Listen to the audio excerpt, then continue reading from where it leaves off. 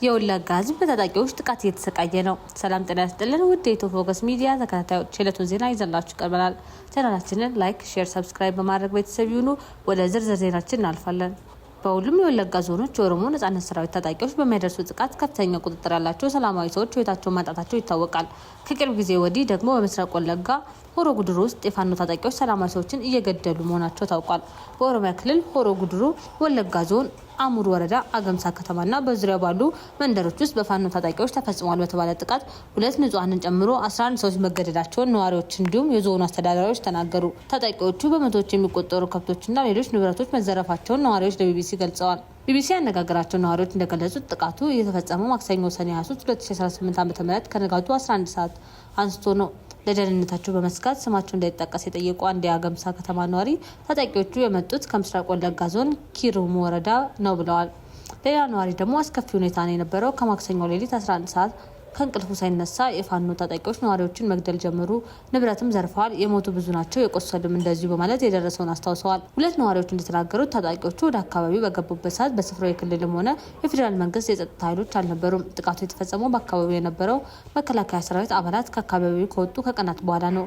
ነዋሪዋ የአገር መከላከያ ነበሩ፣ እነሱ ከዚያ ወጡ፣ ምክንያቱን አናቅም። ከወጡ ከ2 ቀናት በኋላ ታጣቂዎቹ ገቡብን።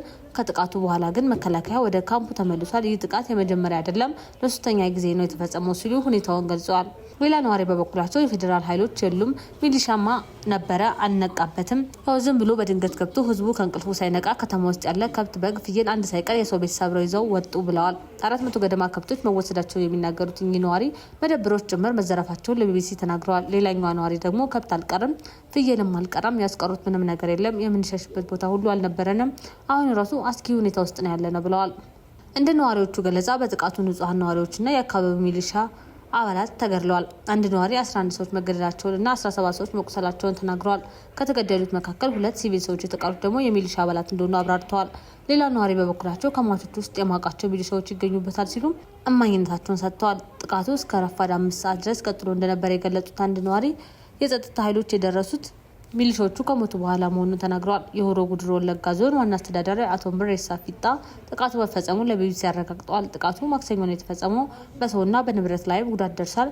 የከተማውና የዞኑን ኃይል አቀናጅተን ታጣቂዎቹ እንዲያፈገፍጉ አድርገናል። በዚያው ቀን ጠዋት 4 ተኩል አካባቢ የሀገር መከላከያ ደርሶልናል ብለዋል። ታጣቂው ኃይል አሁንም አጎራባች ቀበሌዎች ውስጥ መኖሩን የሚያመለክት መረጃ እንዳላቸው የጠቀሱት ዋና አስተዳዳሪው ፋኖ ከተማውን ተቆጣጥሮ ነበር መባሉን ግን አስተባብለዋል። ጠላት ከተማውን ተቆጣጥራለሁ ሊል ይችላል፣ በተግባር ግን የለበትም፣ ከዚያ ከተማ ተመቶ ወጥቷል ሲሉ ተናግረዋል። ቢቢሲ ያነጋገራቸው ነዋሪዎችና የዞኑ ዋና አስተዳዳሪ አቶ ምሬሳ በአካባቢ ለተፈጸመው ጥቃት ተጠያቂ ያደረጉት የፋኖ ኃይሎችን ነው። የአሙር ወረዳ በፌስቡክ ገጹ ባወጣው መረጃ የፋኖ ጽንፈኛ የተባለው ኃይል በአገምሳ ከተማ ተኩስ በመክፈት በህይወትና በንብረት ላይ ጉዳት ማድረሱ ገልጿል። ወለጋ ውስጥ በንጹሃን ላይ ግድያና ዘረፋ የሚፈጽመው የመከላከያ ሰራዊት ወይም የክልሉ ፖሊስ ለተለያዩ ግዳጆች አካባቢውን ለቀው ሲንቀሳቀሱ በመሆኑ ያልተጠቀውንና ራሱ መከላከል የማይችለውን ህዝብ ገድለውና ዘርፈው ይሸሻሉ። በጉሊሶ፣ በጊምቢ፣ በሆሮ ጉድሩና በበርካታ የወለጋ አካባቢዎች ታጣቂዎቹ በህዝብ ላይ ለተደጋጋሚ ጊዜያት ጥቃት ያደረሱት የመንግስት የጸጥታ ኃይሎች ከአካባቢዎቹ ለግዳጅ ሲንቀሳቀሱ ነው። የዞኑ ዋና አስተዳዳሪው አቶ ምሬሳ ፊጣ እንደተናገሩት በወረዳው በሚገኙ 2 ቀበሌዎች ውስጥ የፋኖ ኃይሎች የሚንቀሳቀሱ አስታውቀዋል።